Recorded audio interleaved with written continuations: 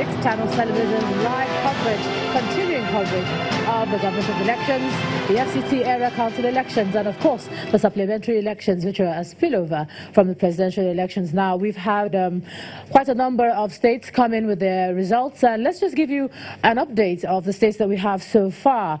In Abia, we have Okeze Ikpazo declared as winner. Akwa Ibom State, Udom Emmanuel, Cross River, Ben Ayade, Delta, Ifeanyi Okowa, Ebonyi, David Umahi, Enugu, Ifeanyi Ugwani, Gombe, Inua Yahaya, Jigawa, Badru Abubakar, Kaduna, Nasir El Rufai, Katsina, Aminu Mazari, Kwara, Abdul Rahman Abdul Razak, Lagos, Babajide Sonwolu, Nasarawa, Abdullahi Sule, Niger, Abubakar Bello, Ogun, Dakwa Abiodun, Oyo, Sheyi Makinde, Zamfara, Idris Shehu, Imo, let's go to Borno first, Babagana, Umar, and then Adamawa, inconclusive. Let's give you the list of the rest that were inconclusive as well. In Bauchi, Sokoto as well, and then Benue. But some were suspended, which were not even inconclusive. The election could not continue. Rivers, election suspended. Kano, election suspended there as well. Now, there are three other states that are yet to be returned. We're waiting on information from those states: Taraba, Yobe, and then Kebbi State. Imo is actually ongoing right now, so we can't give any announcement until INEC has done that. And of course, we've been having reactions. Remember, we said some of the states were inconclusive. Now we have some reactions from people in that state. The incumbent governor in Sokoto State, under the platform of the PDP, has responded to the announcement by INEC after the elections in that state were declared inconclusive. Governor Tambuwal says the concept of inconclusive elections is alien to the Electoral Act and will be tested in court. Up until now, we have not been told what reasons are for each of the units, because it's expected that if you cancel or if you are going to go for a run, you are expected to say these are the reasons. We don't see anywhere where there is a provision for an inconclusive election. So we don't know where they draw these guidelines from, either from the Constitution of the Republic of Nigeria, nor from the Electoral Act itself. So we believe that the explanation by INEC on this inconclusivity of elections these days is just is not founded on law. So there is the need for it to be tested in law courts as to whether this inconclusivity, as it were, under the current leadership of INEC, it can stand the test of the law, the test of time.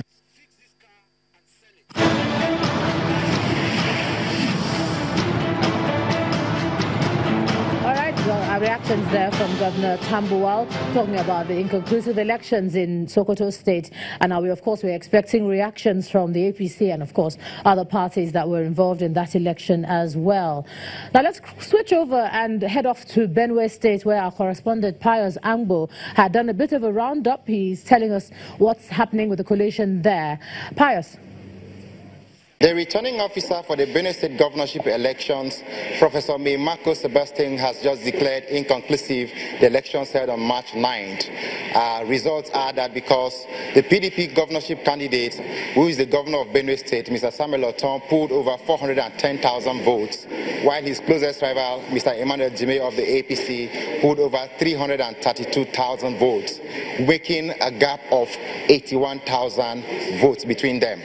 However, the reason for the declaration as inconclusive is that over 121,000 votes were cancelled in majorities of the local government, and this number is above the margin, the winning margin between the two major political parties in the election. Hence, the need to declare the election inconclusive and order for fresh elections in those cancelled areas so that a winner can properly emerge, because according to the returning officer, those people within the voters within the 121,000 votes were disenfranchised, and they could make a difference if elections are held in their polling unit. As it stands, the PDP agent here, Mr. Alex Adam, raised point that although the total percentage of voter turnout in the elections were about 40%, meaning that if you take a 40% average of the 121,000 votes, about 40,000 people may likely turn out for the ballot out of the 121,000 vote. Now, that is far less than the 81,000 vote the PDP is giving or leading the APC with. But as it stands, the INEC says that is not a position they would work with because they have a majority that can determine the elections if it's held. And so we are going to check with the governor and then the APC candidate to see their reactions to this development from Benue State. From the INEC Coalition Center here in Makadi, the Benue State capital, Pius Angbo reporting for Channels Television News.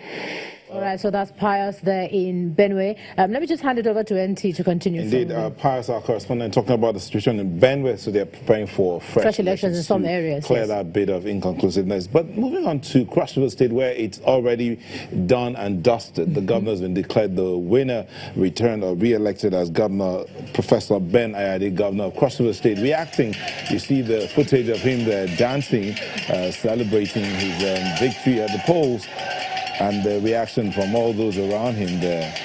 Some music. Let's just listen to this a bit.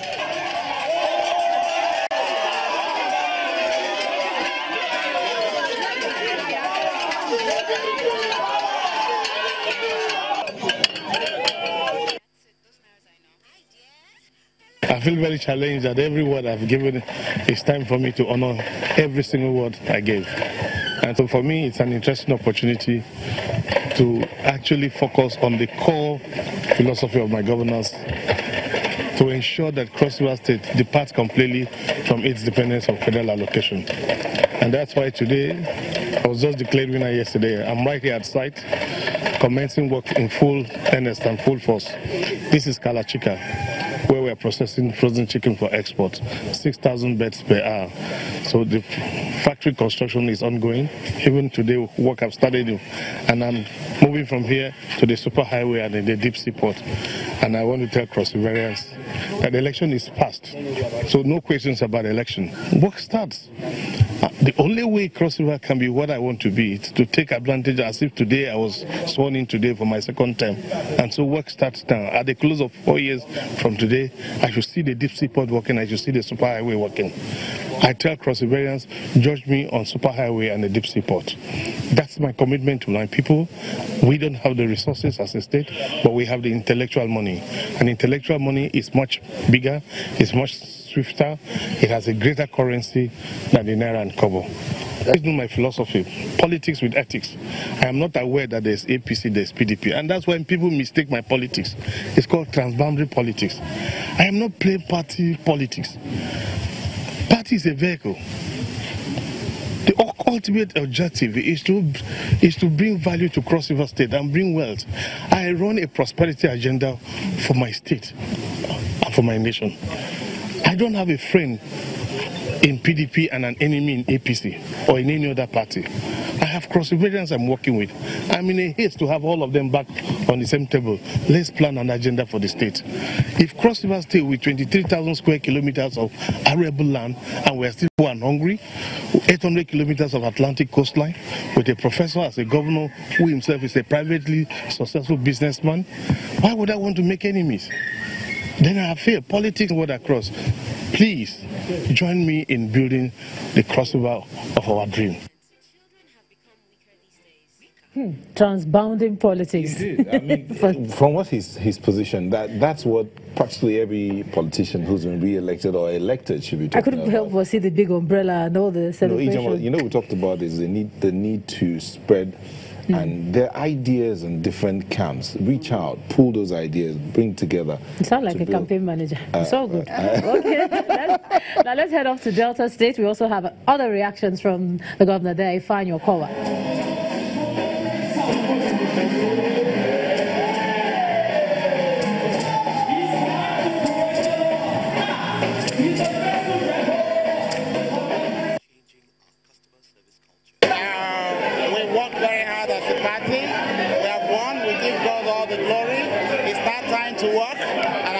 I call on all Deltans at this moment to join hands with me to build a greater state. I believe that we have had a very fair contest. I expect that my brothers in the opposition in the state to join hands with me to work, because I think that is the right thing to do at this time.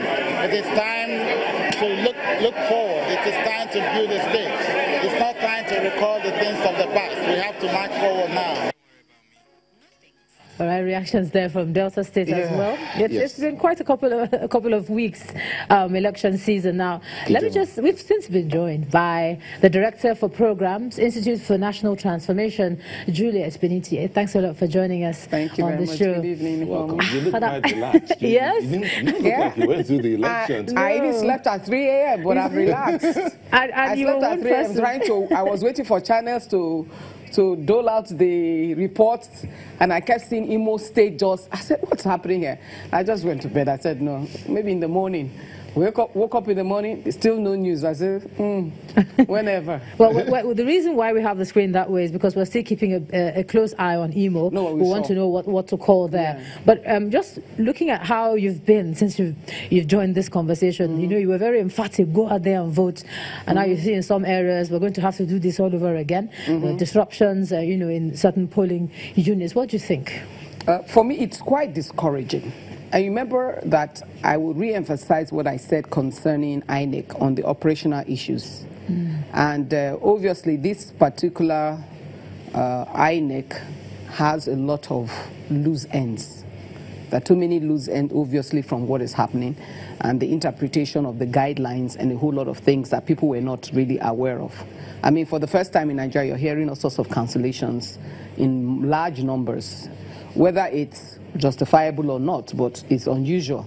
And of course, the governorship election was disappointing for me because I went out and I was keeping tab with friends in different parts of Lagos, and we found out that a lot of people were no longer interested. It was like, what's the big deal? But see, this is part of what we are talking about as citizens. As much as the leadership has issues, the citizens also must recognize that we also have issues, and especially the elite class of Nigeria. We need to lead the conversation, but we're not doing that.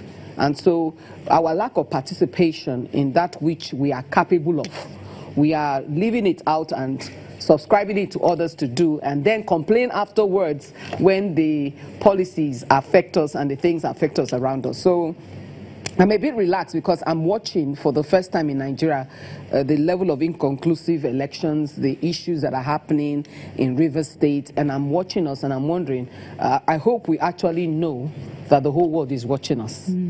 Are we conscious to the fact that this is going to affect our business environment? I'm even looking at the kind of scuffles that they've had all day. Yes, integrity. We're coming even on public. I had to call a lawyer. I said, it's part of declaration in the public collation before the television. Is it part of the electoral laws? Because I'm not a lawyer. I needed to understand, because here are men making mistakes openly who are supposedly part of the professorship, elite class, and you can't read numbers. Somebody's bringing the wrong kind of glasses. What I heard is that the form, you know, is a very tiny, maybe like writing, and a lot of columns. Even though it looks big, the lines are tiny, and you can see in Imo somebody asking. Well, that's part of why you needed maybe a magnifying glass when you were coming. So part of INEC giving them a recommendation, because when you're talking about quality management system, part of it is providing for success.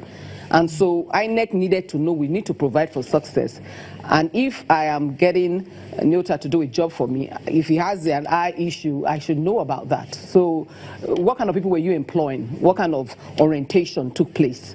And I see the lapse of people going to bed.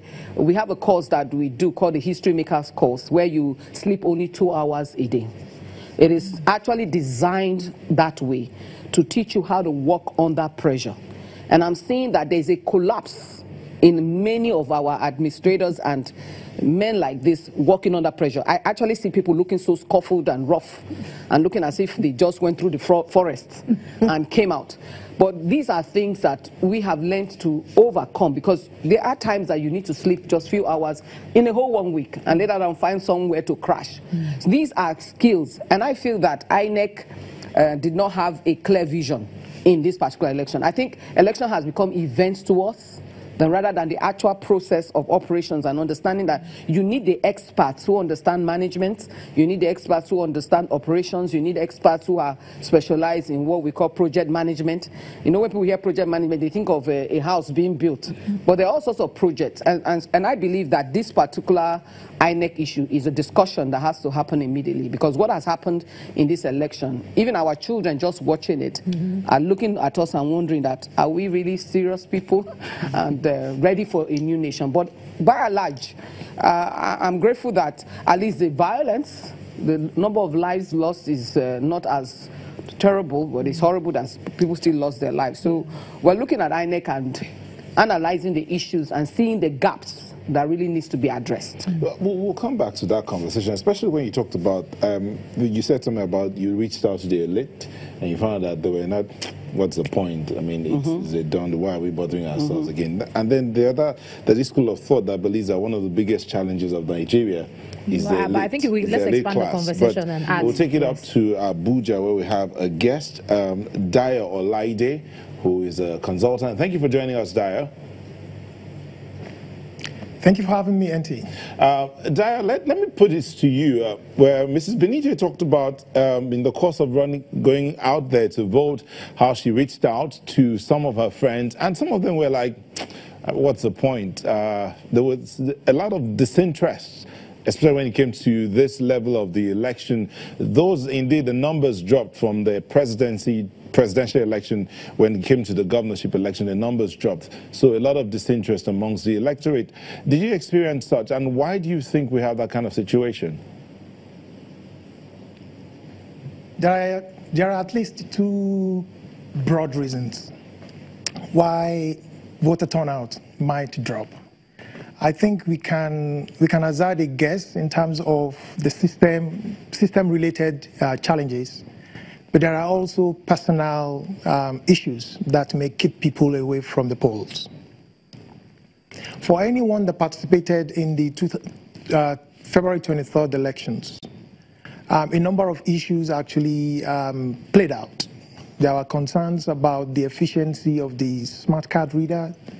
There were concerns about logistics in terms of INEC officers arriving on time and therefore starting voting on time. There were issues of violence and security and safety of the populace. There were issues of thuggery and a number of related issues of arson and all manner of manifestations of violence. For me, I'd like to capture all of these as system-related issues that could discourage voters from coming out.